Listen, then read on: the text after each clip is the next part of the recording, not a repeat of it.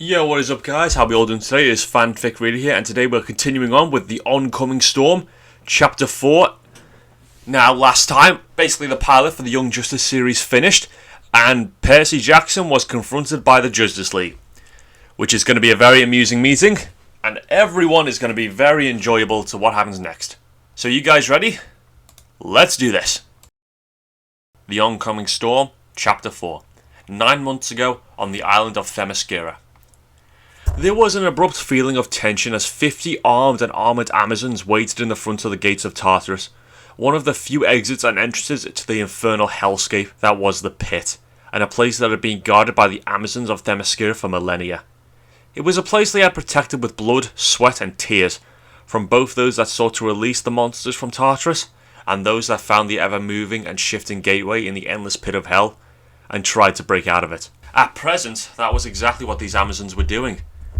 The 50 of them were the Guardians, women that had trained for centuries, some even millennia, and had tested their mettle in scores of battle, with all of them having devoted their lives to sacred duty of guarding the gate and safeguarding the mortal realm. "Ready, bows!" one of the Amazons shouted, her crimson red hair tied back in a waist-long ponytail, and her body clad in burnished bronze armour. "Remember to show no mercy, as you will be shown none in return." All around her, 20 Amazonian warriors knocked arrows on their bows and drew them back, their enhanced physiology allowing them to hold their 250-pound bows firm. The barded shaft aimed at the colossal black door sit in front of them, even as they shook again, small motes of dust falling from the cavern's ceiling as they did so. "Whatever comes through that door, we bring it down. We cannot allow a single eldritch monstrosity to pass through those doors, for that is our duty."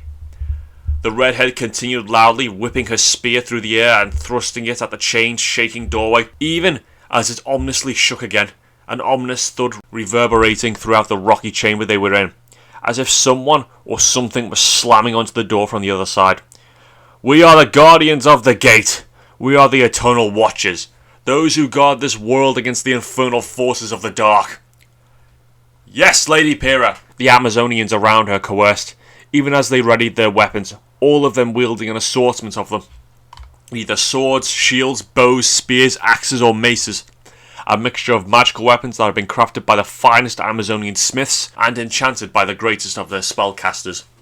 These were weapons that would allow them to pierce the flesh of immortals, whether they be god, titan or monster, with them all also wearing magical armour designed in the style of the ancient Greek hoplites, a perfect mix of protection and manoeuvrability. As if in response to her words, the gates shook again, only this time they opened a crack, an ominous red light beginning to leak out as the crack slowly but surely widened, the protections around the gate, both physically and magically groaning as something pushed against them. Eyes narrowed and weapons clutched tightly in their hands, the Guardians watched as the colossal gate continued to shake, even as a shadowed figure began to push through the small gap. "Ready!" Lady Pyrrha roared, hoping as she did that the reinforcements she requested were on their way, even as she raised her round, bronze shield in front of her, her body lowering to the ground and spear raising. The tip pointed at the still emerging figure. Around her, the rest of the Guardians did the same. Their techniques perfect, as their centuries of practices and experience came into play. These were some of the finest warriors in the known world, and they were ready to crush anything that forced its way through the gateway. A low roar emerged from the gates, even as the bloodied hand erupted from the shadows, the distinctly human-looking appendage gripping the edge of the gate, even as the figure it belonged to heaved himself through the gap he created. "For blood and honour! For death and glory!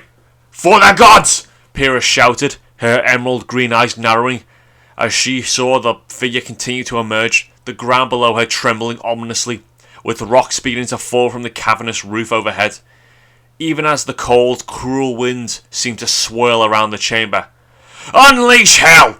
Pyrrha continued, letting loose a battle cry, her fellow warriors doing the same as they saw the figure finally pull himself loose from the gates of Tartarus, the great black hell-forged metal gate slamming shut behind him with a deafening boom. "Charge!" At the present time, in the Justice League's headquarters.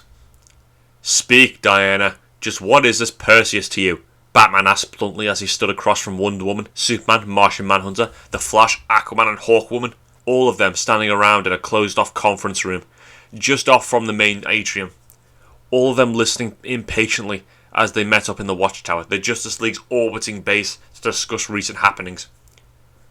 "I suppose technically you could say he is my cousin," Diana replied carefully, her blue eyes boring into Batman's own, her own gaze unwavering.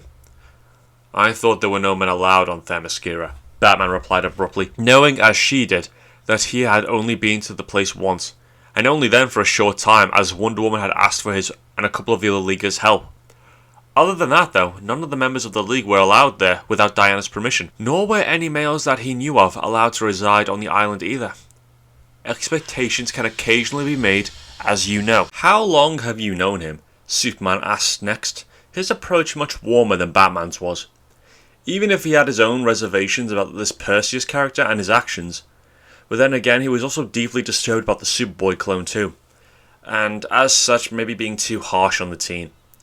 "I met him for the first time around 9 months ago," Diana replied, looking over at Superman now, before returning her attention to Batman, the main questioner here. "But he left the island 2 months ago without telling me, so I have only known him for around 7 months.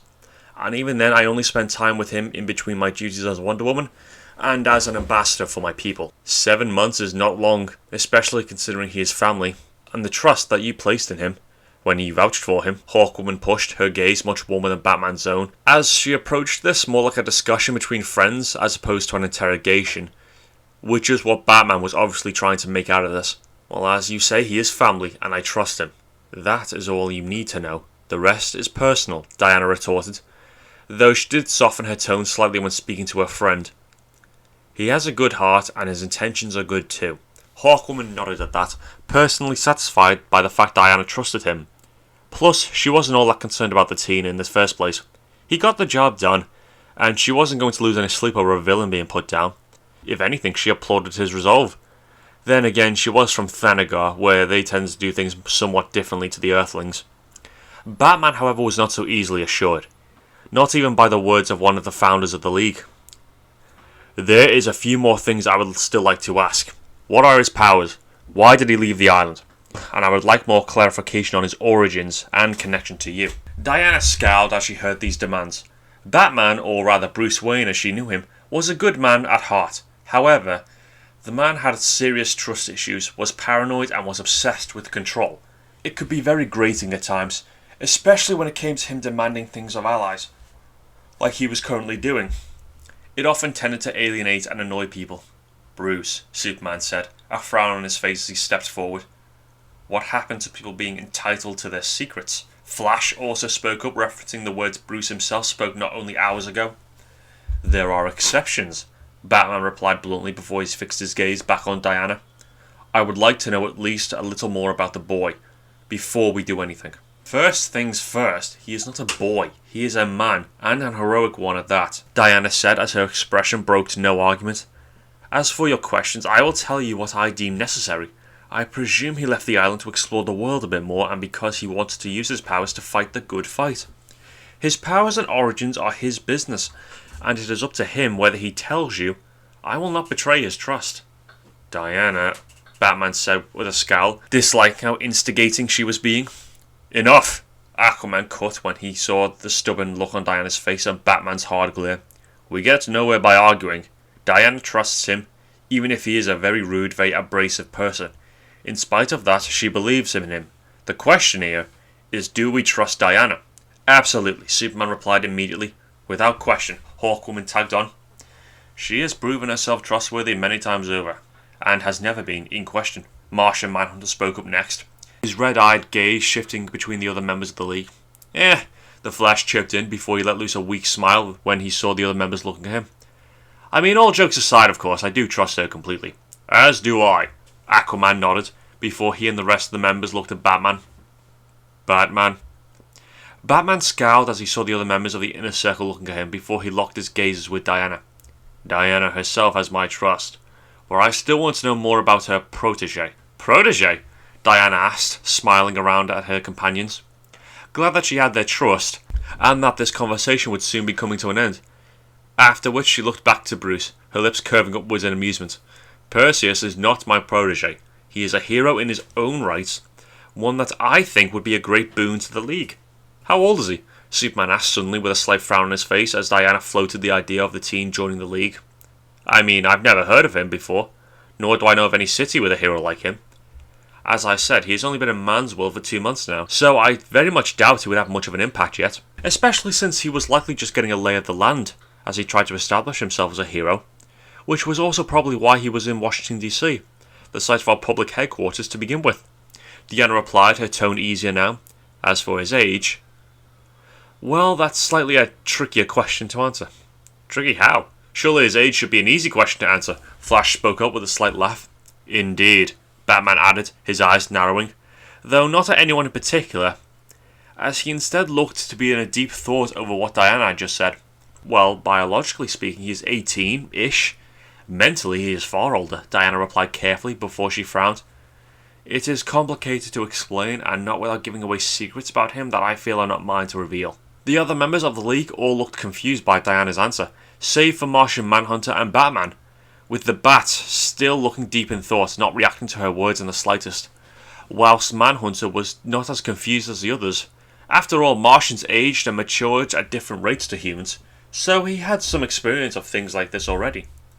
Okay, that's helpful, Flash said with a chuckle, to which Diana shrugged before she looked around. If that is all. Yes, Superman nodded. Thank you for speaking with us like this. I know it's probably a little bit taxing, but we appreciate it. Just as I hope you appreciate why we needed some clarification about this Percy's character. It's fine, Diana nodded, even as some of the other leaguers began to speak up, echoing Superman's comments. Bruce, I take it my answers were satisfactory? For now. Batman said slowly, not mentioning that she hadn't actually told them all that much about the mysterious Perseus, as he instead forged on with what he was saying originally. For now, I will put my trust in Perseus, or at least until he proves himself anything but trustworthy. Very well, Diana said after a few moments. Knowing as she did, that was the best she was going to get from Batman. Thankfully, though, the others were a lot more open and trusting, with even Aquaman, despite Perseus's deliberate provocation, acknowledging the team, if only because Diana had spoken up for him. With Percy entering his home base, or lair, a couple of hours after his jaunt in the sublevels below Cadmus Labs, and meeting with many of the big hitters of the Justice League, Percy looked around the place that had been his home for the last few months. Obviously it wasn't the most comfortable of places, but it would do for the moment, because he only used the main floor for training really. He didn't exactly live here. Instead he made his home in an old office just off the main floor, a small room he had made himself comfortable in, a lumpy old sofa, a fridge, a TV and electronic heater, all of which had been connected up to the generator. Wandering through the large empty main floor, Percy looked for any signs of intrusion, not that he expected to find any, before he headed off to the office. Entering the small but comfortable room with a sigh of relief, before he then pulled off his tan-coloured Nemean lion-skinned coat, throwing it onto the sofa as he did so. Twisting around again, he looked around the office windows.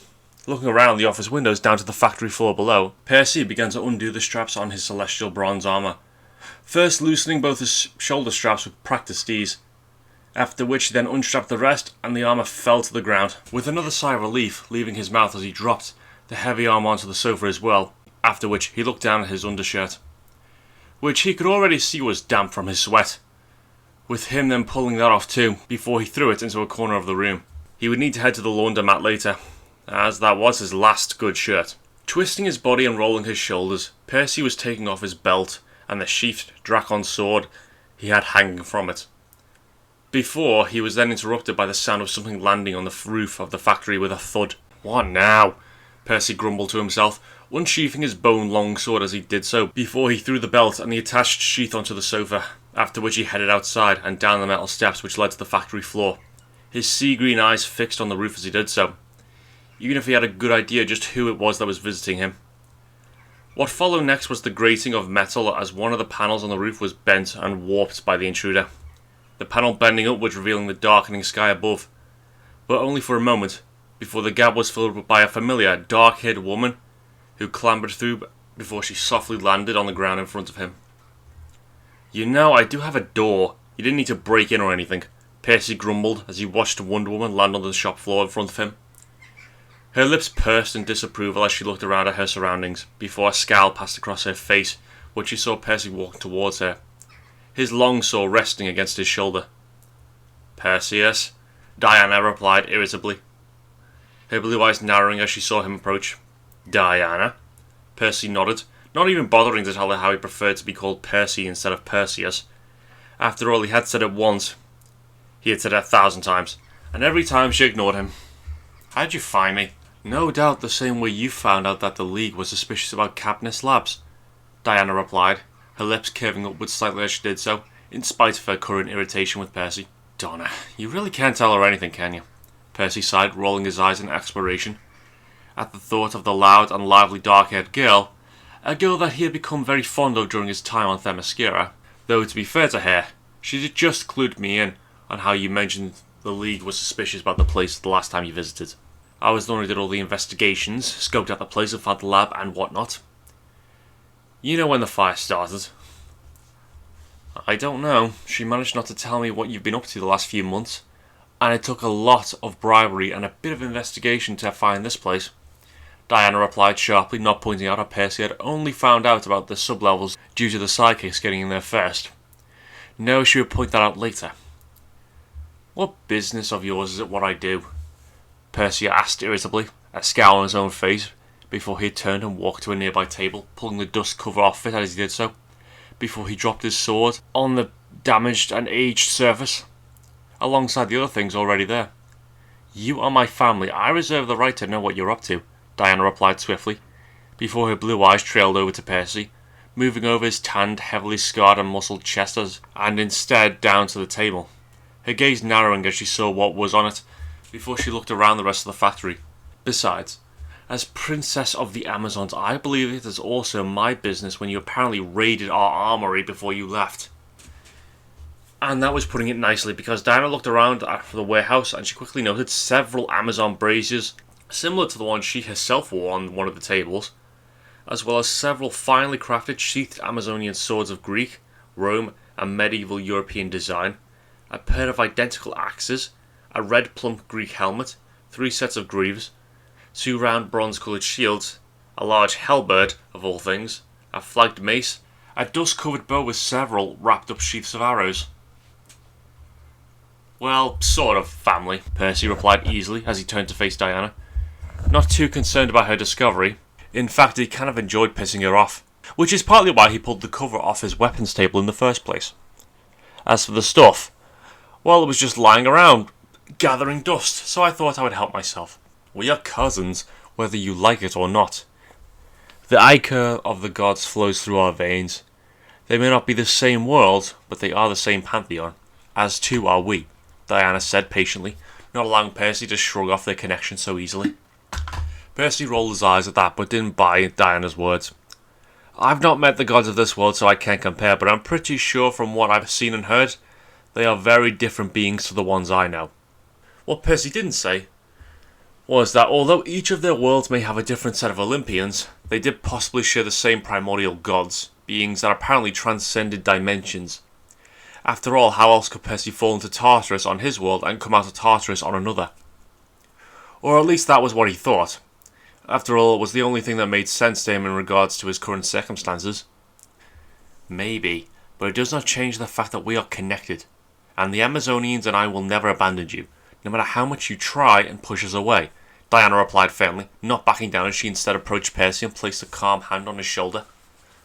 Percy winced at that, though not at the tight grip she had on his shoulder, but her words.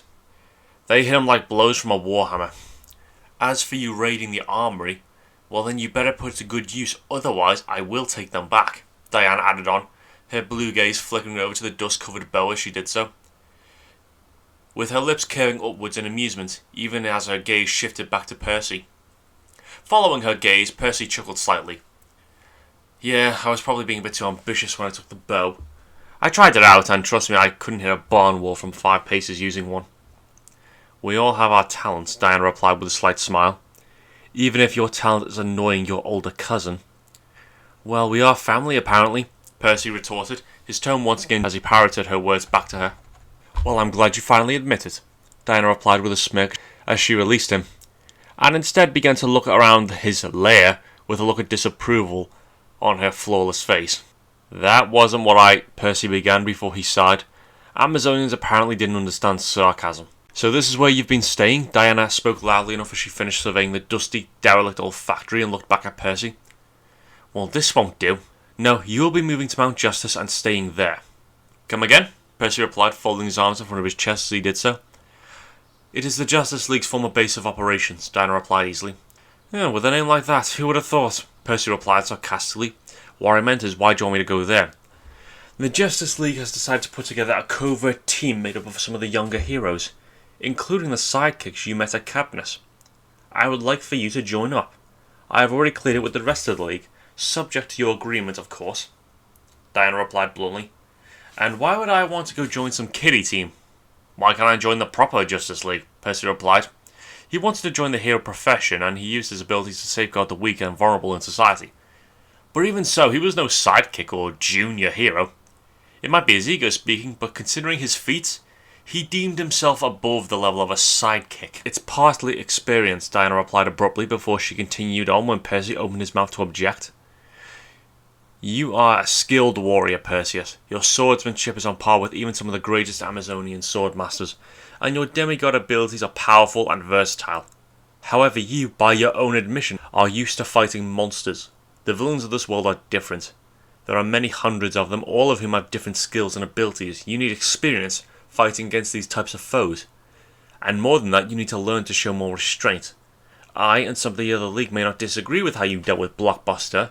However, some of the others are more squeamish. There is a reason why we do not kill our enemies." "So what, you'd rather let them run free? Or put them in jail cells only for them to break out a few months later and continue committing atrocities?" Percy asked, his voice suspicious as he locked onto that last statement. After all, he couldn't deny her previous ones. He didn't have experience fighting many villains on this world, some of whom had a whole range of powers and abilities he had never gone up against before. "It's tricky and an area of great contention for the Justice League," Diana replied carefully. "Everyone has a different opinion, especially on killing, incapacitation and imprisonment. Thus far, the heroes of the League aim to incapacitate. That way we can let the governments of the world process and punish the villains. With that, the ones in charge can make sure that true justice is served. To do otherwise would scare people, especially those in power, who would likely gain the League more enemies than friends." "You're talking about politics," Percy spoke up, his voice tinged with disgust. Diana sighed as she heard that before she leant against the nearby table. "Unfortunately, yes. For the League to work, we need the acceptance of most of the world's countries and governments, and funding. That means that we need to act in a certain way, or at least that is the way I see it. It is annoying, but it is unfortunately necessary." Percy grumbled at that. He wasn't some psychopath who enjoyed killing for the sake of killing. However, he very much believed in efficiency. You could give a violent, murderous criminal a second chance, maybe if they prove themselves redeemable. But a third chance or a fourth, or a fifth? There had to be a limit on how many chances a person could get before you had to write them off as a lost cause. It was a different line to toe, but Percy was willing to step up and do what was necessary for men, protecting the many from the violent and volatile few. That being said, although executing captive criminals is not acceptable, if one were to die in battle, well, that would be something else, Diana continued, her tone very careful now as she locked eyes with Percy. After all, when fighting against some powerful, violent and mentally unstable supervillain, accidents can happen. Percy narrowed his eyes as he heard this. He didn't respond to or even acknowledge Diana's last statement. "So this team, I think it would be a good thing for you. It would give you a good place to live, a free bed and board, provide you with the top-of-the-line training facilities, and it would give you access to any equipment you may need.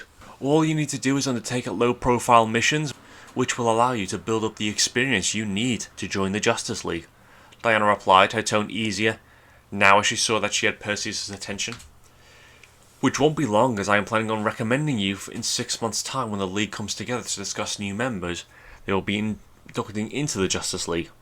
Until then, you need to gain some experience and do not alienate too many of the other heroes." "So a temporary placement then?" Percy asked curiously, ignoring the jab about alienating people.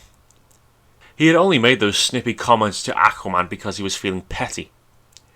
He didn't like the man's presumption in calling himself the King of Atlantis and Lord of the Sea. It was a Son of Poseidon thing.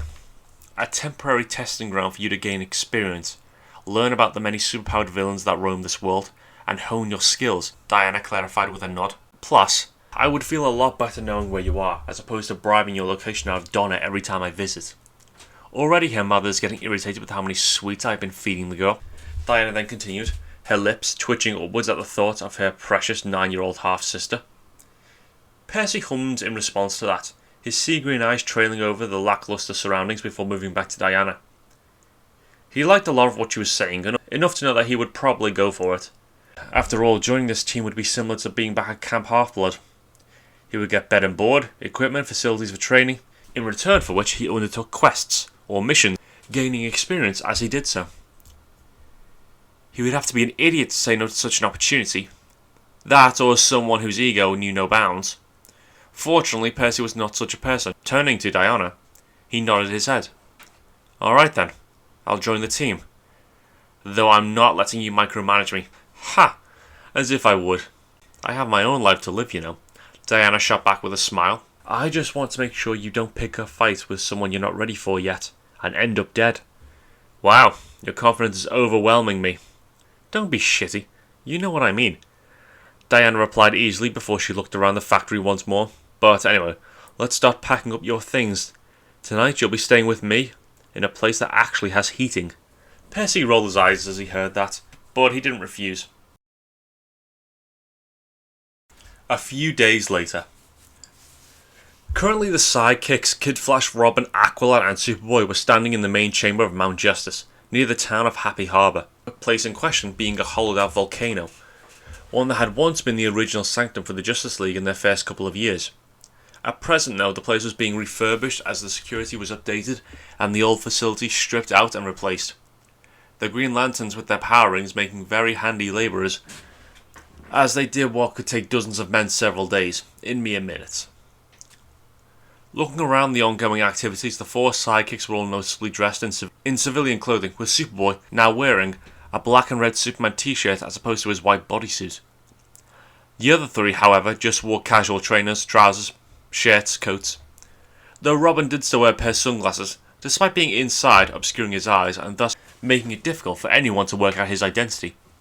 Even if those around him were allies. This, of course, was due to the ingrained paranoia that had been trained into him by the Batman. This cave was the original secret sanctuary of the Justice League. We're calling it into service again. Since you four are determined to stay together and fight the good fight, you'll do it on League terms. Red Tornado volunteered to live here and be your supervisor. Black Canary's in charge of training. I will deploy you on missions. Batman said, his tone stoic and blunt, as he rattled off his welcome speech as fast as he could. Real missions? Robin asked, his gaze on his mentor. Yes, but covert. Batman replied promptly, his cowled head moving to Robin for a moment before he looked back at the rest of the group. The League will still handle the obvious stuff. There's a reason we have these big targets on our chests. Flash added, in from where he stood next to Batman, his loud red and gold outfit standing out promptly, when next to the Batman's grey and black clad form, even as he tapped the lightning bolt on his chest. But Cadmus proves the bad guys are getting smarter. Batman needs a team that can operate on the slot. Aquaman chipped in too. The blonde-haired man folding his arms in front of his muscled chest with a smile on his face, his own orange and green costume clashing against Batman's just like Flash's did. The 6 of you will be this team, Batman finished, his gaze shooting to the 2 other heroes beside him before he looked back down at the sidekicks. Sweet, Robin said, going to high-five the others as he did so, only to pause as he clocked onto what Batman just said. Wait, there's 6 of us? Batman scowled as he heard that question, before he nodded to the Zeta Tube where Martian Manhunter approached from the shadows, accompanied by an attractive-looking green-skinned girl who had waist-length red hair, a smattering of dark green freckles, and a warm brown set of eyes. With the girl looking eerily similar to Martian Manhunter in terms of skin tone, as well as with the cloaked costume she was wearing. This is the Martian Manhunter's niece, Miss Martian. Hi. Miss Martian said shyly, giving half a wave to the other sidekicks as she did so. Liking this gig more every minute. Kid Flash muttered to Robin, before he said to the green-skinned girl a massive smile and slided over to her. Welcome aboard. I'm Kid Flash. That's Robin, Aqualad. It's cool if you forget their names. Kid Flash then continued cockily. I'm honored to be included. Miss Martian said, her eyes lingering on Superboy, longer than the others as she greeted the other sidekicks. Not that Superboy really cared, as he was more concerned with being rejected once again by Superman, who hadn't even bothered to show up. Hey, Superboy, come meet Miss M. Robin said as he gestured for Superboy to come over and join the other three in greeting Miss Martian. I like your t-shirt. Miss Martian said shyly, in response to which Superboy smiled. Aqualad also smiled slightly as he saw this, before he looked around in confusion. Wait, Miss Martian makes 5. Who is the 6th member of the team? Aquaman shifted uncomfortably as he heard that question, sharing a look with Batman as he did so, whilst Flash just smiled nonchalantly and nodded over to the other side of the chamber where 2 figures could be seen approaching. One of whom was the familiar dark-haired beauty Wonder Woman, wearing her full costume as she strode confidently towards them, with the other one just as familiar to the other 4 members of the team, with it being Perseus. Only now he was wearing a pair of blue jeans, a brown leather shirt, boots, and a plain orange t-shirt, over the top of which he had a tan-coloured coat, with its golden-coloured fur lining. Wait, Aquaman said in surprise. No way! Kid Flash tagged on. You have got to be kidding me. Robin added on bluntly, looking at the stoic Batman as he did so. Superboy grunted, recognising the dark-haired teen from Katniss. After all, he was one of the few people he actually knew, and one of the few he had already fought with. Hello, Miss Martian said shyly, waving awkwardly to Percy when she saw some of the other sidekicks' reactions. So, today's the day, huh? Percy grinned, as he looked around the other 5 younger, surprised-looking sidekicks. Okay guys, and that is it. We are done with the latest chapter of the Oncoming Storm. Well, I mean, not done with the story, but I mean, they've still got, there's so many more chapters to do, but the latest chapter that I've done, so there's that. And guys, we are so close to the 400 subscriber mark, so please, if you have not already hit that subscribe button, it'll really help me out. So yeah, a lot of interesting stuff's going to happen in the next couple of chapters. I love Percy's dynamics with the rest of the team. It's very fun, very interesting, and a lot of... It's just a fun read. I can't recommend the story enough. So yeah, if there's any other stories you want me to read, please let me know in the comments down below. Tell me what you thought of this chapter in the comments down below. Please like, subscribe, and I'll see you all in the next chapter.